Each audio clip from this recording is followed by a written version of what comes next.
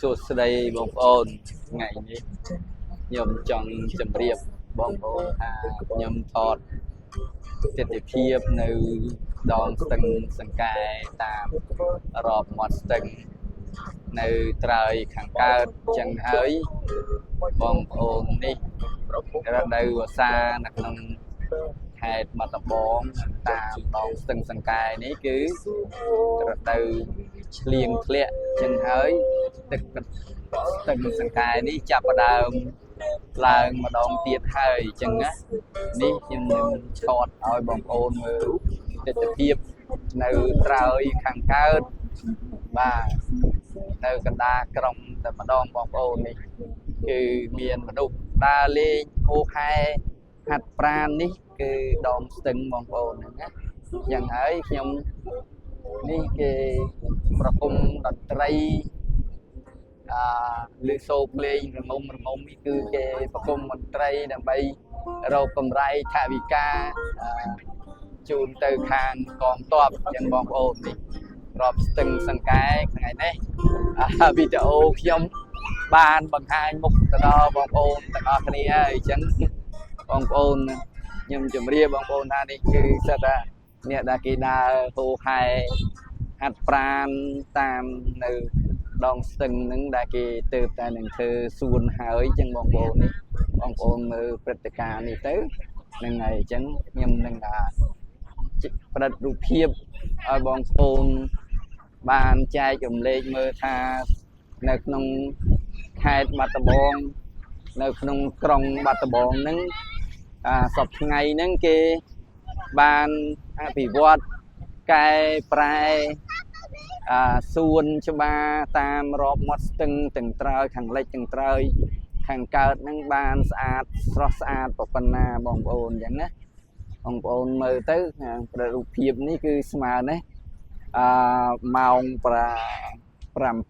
កន្លះបងប្អូននេះទស្សនវិជ្ជាគេរត់ហាត់ប្រាណអញ្ចឹង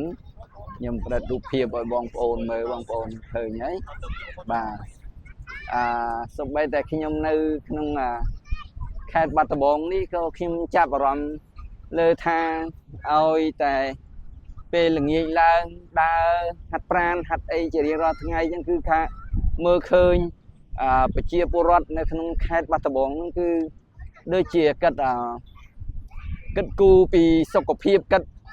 មែនទែនអញ្ចឹងហើយគឺតែចាប់ពីម៉ោង5មកគឺនៅសួនរាប់មាត់ស្ទឹងសង្កែនឹងទាំងត្រើយខាងកើតទាំងត្រើយខាងលិចហ្នឹងគឺនេះទាំងអស់ហ្មងណាសិតតែមនុស្សដើរ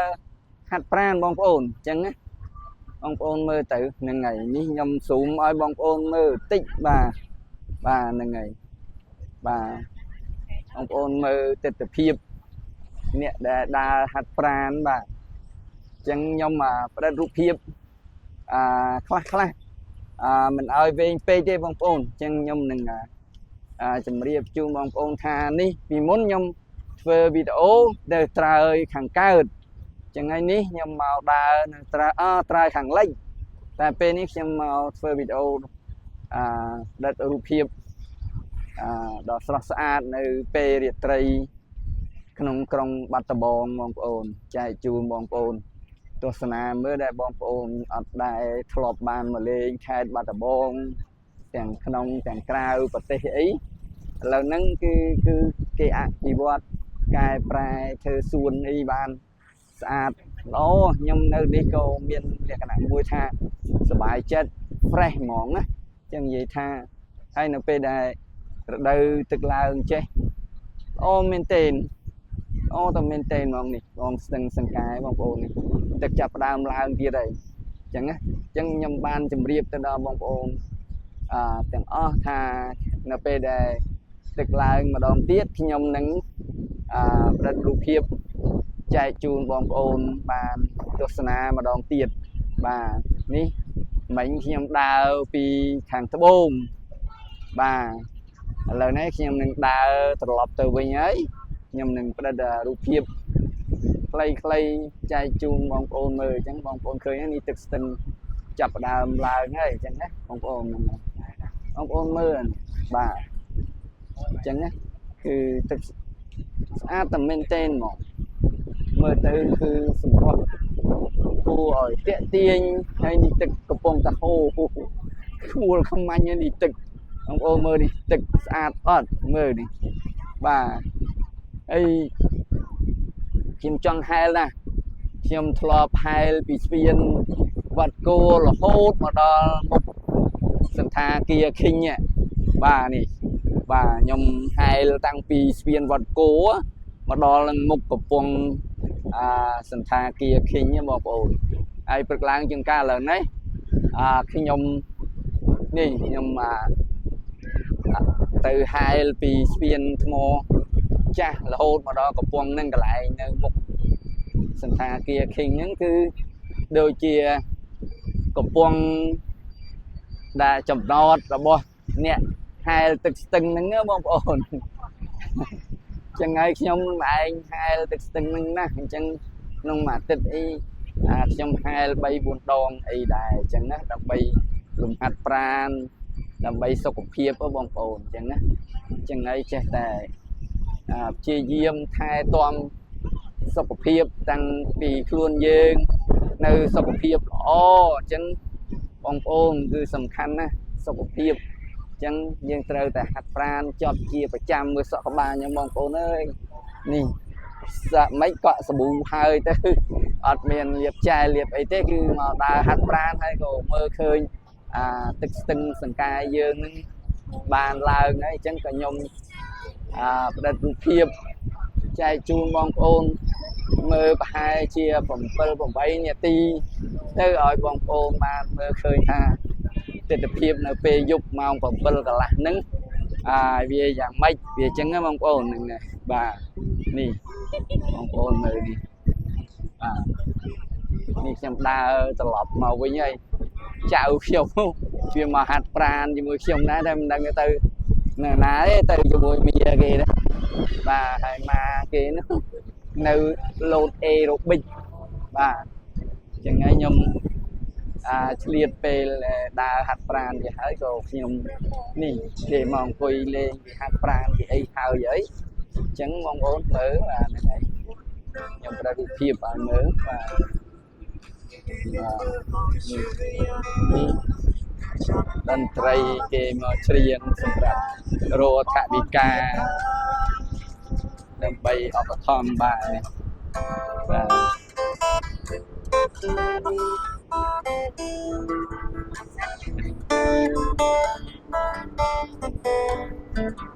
បងប្អូនបាទហ្នឹងហើយបាទបងប្អូនបានមកលេងខេត្តបាត់ដំបងបងប្អូនកុំភ្លេចមកស្នាក់នៅនឹងសន្តាគារឃីងបងប្អូនតម្លៃមិនថ្លៃទេបាទហើយស្អាតអនាម័យខ្ពស់បងប្អូនហ្នឹងហើយធានាខ្ញុំធានាជំនួសបាទទិដ្ឋភាពពេលយប់បងប្អូនមើលទៅឃើញនេះខ្ញុំជ្រាបយករូបភាពមួយតែតាមរេឲ្យបងប្អូនមើលតិចតិចនៅត្រើយខាងលិចនេះពីត្រើយខាងកើតថតពីត្រើយខាងកើតទៅបាទទៅខាងក្រុងវិញបងប្អូនហ្នឹងហើយនេះផ្ដិតរូបភាពឲ្យបងប្អូនមើលបាទហ្នឹងហើយបាទនេះវីដេអូនេះបាទខ្ញុំនឹងដើរទៅមុខទៀតបាទហ្នឹងហើយអ្នកលក់រោងទាកូនមានអ្នករែកនំលក់ហូហែតាមសួនហ្នឹងហើយទៅក៏គេមិនអោយលក់ជាប្រចាំទេបើយើងរែកយើងអីមកដាក់លក់មកផ្លេតផ្លេតអញ្ចឹងទៅឲ្យតាមផ្លូវấyឃើញអត់គេមានលក់ទឹកពៅមានលក់ក្រូចផ្លុំមានលក់អីចឹងហើយតាមរកមាត់ស្ទឹងសង្កែត្រើយខាងកើតហ្នឹងគឺមានសន្តាគារ 3-4 បងប្អូនចឹងហើយខេត្តបាត់ដំបងយើងហ្នឹងគឺសន្តាគារមិនថ្លៃទេហើយស្អាតស្អាតណាបងប្អូនមិនមែនថានេះទេតែ15តាទៀប$15ហើយនឹង$20 $25 $30 $35អស់ខ្ពស់ហើយបងប្អូនអញ្ចឹងណាបាទហើយតាមមាត់ស្ទឹងសង្កែនេះបងប្អូនមើលអញ្ចឹងផ្ដិតរូបភាពនិយាយឲ្យបងប្អូន tới nâng hay là nâng nơi tam xuân nó kia miền thơ bận tục tịch tiền trời thằng cao tiền trời thằng lịch bà chẳng á nè tục tịch kề bà xã tá ôn miền tục tịch xây nhưng tục tịch pro hay kia miền nè bận đà lại mùi tiệt chẳng nó mong ổn này bận đà lại và thôi này khờ sao tịch thế bà ông ôn khơi nhót mình lại chẳng cái mình đã rụt hiệp đi tam lâu cứ miên cái lụa nơi trai kháng ca nó cứ cái miên lụa nung ngay thôi chẳng đi than đi bà về pin nâng tầng ô nâng mong ông ôn nâng ngày mưa bà đi bà chẳng á sân tha kia bay buôn pram chân ông ôn mà từ hay nạn nơi từ hay khai bắt đầu bông nằm lấy ca nạn nữ sơ nhâm flop đa lên tam khai tam ấy nhưng mình đi dây pi sroke thế nhưng gì tại tam khai chân hơi tầm lại nó khai bắt đầu bông tôi bây giờ na ca nạn nữ nữ tại thu thay chiên khai đợt tì sen chiên khai đợt tì sen chiếc cái gì ha nè cái lại khi mà dây từ lọt vào bên cái lại côn khmer gì hạt pran từng chặt từng khmer như nó cái hạt pran hay khăn nó cái ram e rục bịch chẳng mà nè nhầm chuột mùi sinh chỉ một đây nên còn mình chuyên đi đây mà vơn khi như cắt sai xa ra cắt nòm ina chào khi nhau mà chào chồng ina chào ina chẳng ngay nhung chào về màu nơi trong môi bằng phôn đi mà chẳng ngay nghĩ lớn phùng mặt đai bon y nó chết nằm nia vô côn vô chào vô y vào hạt pran lên từ ở chợ đi và tiền cha tiền khmer đi chẳng ai nhung phải rụt hiệp đi ở bong phôn mưa tết hiệp đôi chia like video chun bong phôn mưa nưng chẳng ai bớt sân chia ca để khi nhung đi dê đi ca để like nưng lên luôn bia sầm đây lại na để mình xăm rung ấy chân xong bong ôm một mai khăn tây ở đây tu mà ngày tay thầm đa tê tại chân ca này dê bọc nhầm về ban chỉ riêng tục từ biết đôi chia cái hào tha video like chẳng có bong ôm chẳng thấy đi cái lại cái thơ đôi chia stove vui chân nâng khi mình đang nhông đang tha nâng kia chia xây cái thơ chiên mít ru đó bo cái đại xuân lạch đầy châu bà còn mở đi cái vừa hào vậy chào mơ nhầm đa đo hàng năm tới nhầm mình lên rụt hiệp so thà xuân nắng xuân trai hàng nắng mùa ấy chẳng á bà nè ấy cái nô cái lại là cái băng xăng là xây nắng cứ cái chập đam chụp chul thơ xuân hàng năng tía đây nè nhầm phải rụt hiệp bong ôn dư ở bong ôn mờ nè bong ôn từ xô cái chạy cái lụa nung chùm nay ta mà tay tam y khô hai pin đây đòn lâu nâng bong ôn bà nè bong ôn mờ nè bà lượng môn chia một ban là đại camera pi ơi chẳng ấy bong ôn nè mờ nó cứ ọt bàn khơi nè đi dây đi ra là đấy trong đại ơi việc ban khơi nè đi dây tha bà ni vọt cả đá bong ôn ni vọt cả đá bà ni vọt cả đá bà vọt cả đá bà ni clown kia vọt bà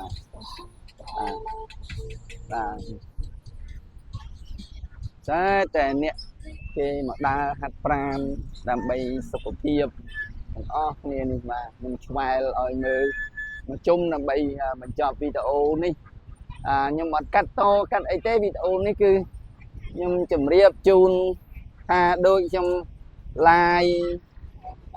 ao bong ôm mơ tết tập hiệp nó pe là giúp mà mong hai chia chích from bay ấy chẳng bong ômนี่bàนี่ตั้งปียังดาวตั้งปีcái lại nha phô chỉ ni tha là xiên bia máuนี่บางโอนนี่bàนี่ នេះសួនដែលចូលសន្តិភាពបាទនេះបងប្អូនមើលនេះបាទខ្ញុំនឹងថតកាន់ឲ្យបងប្អូនមើលតិចដើម្បីរេឲ្យបងប្អូនមើលថាសួននៅគេទៅធ្វើហើយហ្នឹងឈ្មោះអីអញ្ចឹងណាបាទតុកតុកម៉ូតូឡានអីចិត្តបើកលឿនណាបងប្អូនអញ្ចឹងខ្ញុំដើរកាន់ទៅវាមិនសូវបាននឹងល្អបងប្អូនអញ្ចឹងណាបាទហ្នឹងហើយនេះហើយអញ្ចឹងហើយខ្ញុំនឹងថតឲ្យឃើញទស្សនភាពបាទនេះបងប្អូននេះឃើញអត់ទេនេះខ្ញុំ zoom ឲ្យបងប្អូនមើលបាទអញ្ចឹងហើយនេះនេះស្ពានបាទស្ពានជាប់នឹងកន្លែងដែលគេធ្វើវងមូលគេធ្វើដាក់ស្អីគេខ្លះខ្ញុំមិនសូវបើយល់ថានឹងវាយ៉ាងម៉េចដែរគេធ្វើអីគេនេះចង់និយាយថាអញ្ចឹងណាបាទនេះអញ្ចឹងខ្ញុំថតឲ្យបងប្អូនមើលថាសួនបាទសួនដែលចូលសន្តិភាពបាទហ្នឹងហើយសួនដែលចូលសន្តិភាព